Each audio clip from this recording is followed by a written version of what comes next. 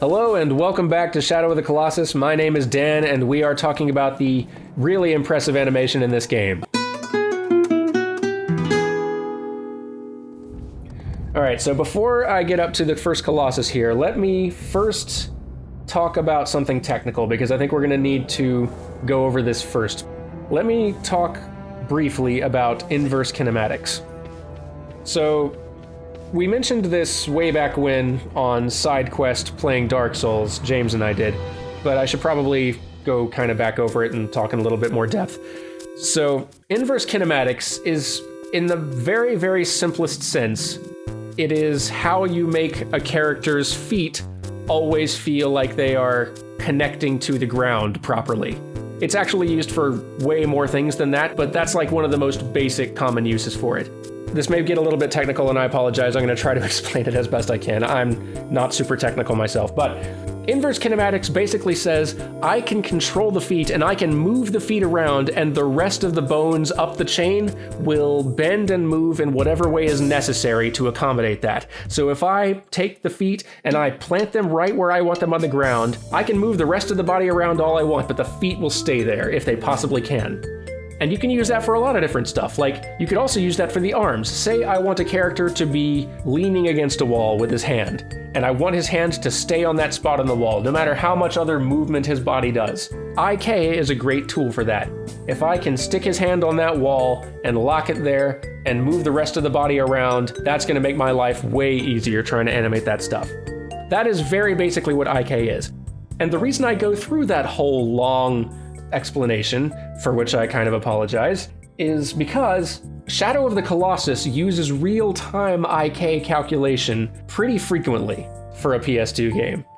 And this is going to really come into play when we start talking about Colossus fights. Here, I'll give you some examples. First example, there's some basic IK going on with the main character's feet, so that if he happens to stand still on uneven terrain, his feet won't hover in the air or clip through the ground. They will both plant in the proper place. The game will manage to compensate for the unevenness of the terrain by moving the placement of one of the feet, and the leg will bend accordingly as necessary. Another place they use IK is with the horse's legs, and actually with the horse's entire body on uneven terrain, as I pointed out earlier before. And actually, you see how the horse's legs are jittering during that? I suspect that's because there is some weirdness going on with the IK of the legs being stretched just a little too much. Like there's just a little bit of calculation weirdness going on with the IK in that specific situation, which is causing joints in that chain up the leg to kind of freak out a little bit because they're being stretched just a little bit too far in places. That happens with IK. It's called IK...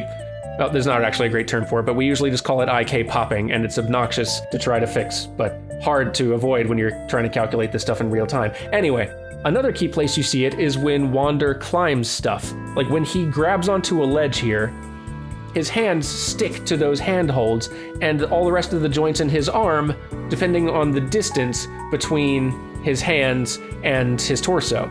And that's going to be really important when it comes to climbing around on a Colossus. We have delayed way too long. Let's get to some Colossus action, finally.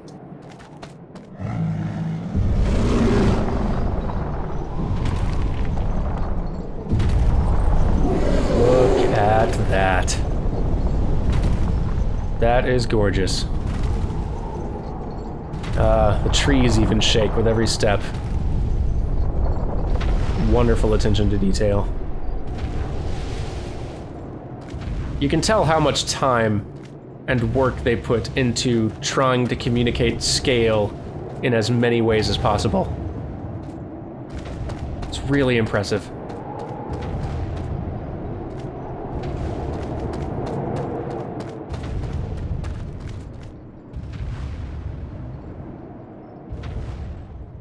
So, one of the big reasons that I chose Shadow of the Colossus to illustrate timing, if you remember our lesson, is because timing of movement is a great way to sell difference in scale.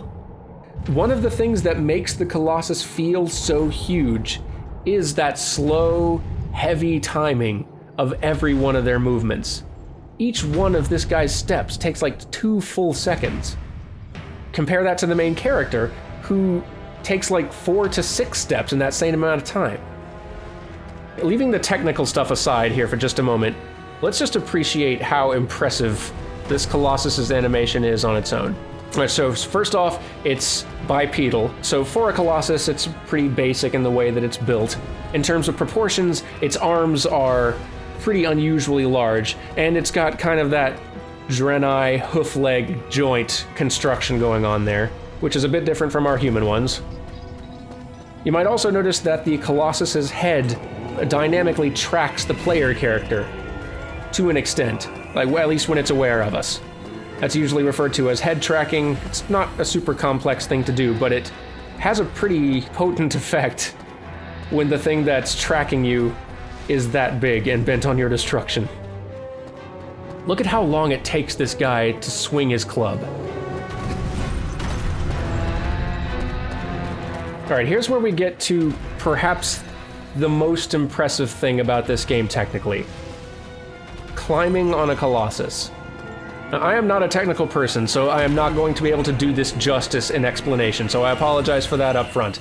Just know that everything involved in the system that allows you to climb colossi and hang onto them and dangle and be flung around on them is incredibly complicated.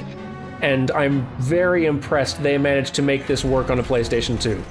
I know I keep saying that, but that's because it's true.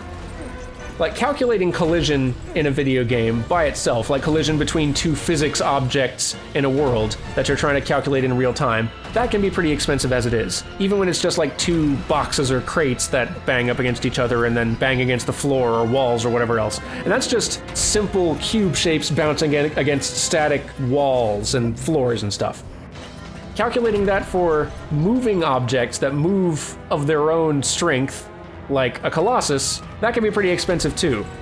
Managing to have a Colossus that is like 50 or 60% collision mesh, with a mesh this complicated and detailed that is moving and bending, that you can still climb and that it can still be calculating the movement of that mesh enough so that when the mesh moves sharply or flings you around, your character is flung around by it in a more or less accurate way.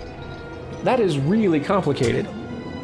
And what's more, they use that IK stuff I talked about before on Wander so that when he's holding on to a Colossus's fur, his hand basically becomes temporarily the first part in that IK chain I described, and the rest of his body becomes the rest of that chain all the way down to his feet, so that when a Colossus tries to fling you around, your hand stays where it is and the rest of the body is flung around like a ragdoll pendulum a little bit. Not completely, there's still an animation that kind of plays as he tries to hold on and scramble and get his grip back, but there's a dynamic physics thing happening on the rest of his body so that the way Wander's body flings and flops around on the Colossus that's trying to throw him loose accurately reflects that Colossus's movement.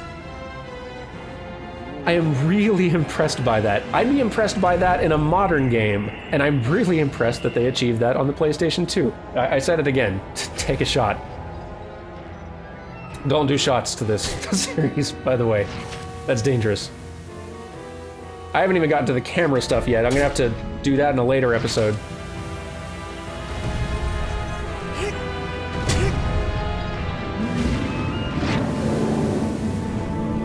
Look at how long it takes a Colossus to fall and to land, how heavy that landing feels.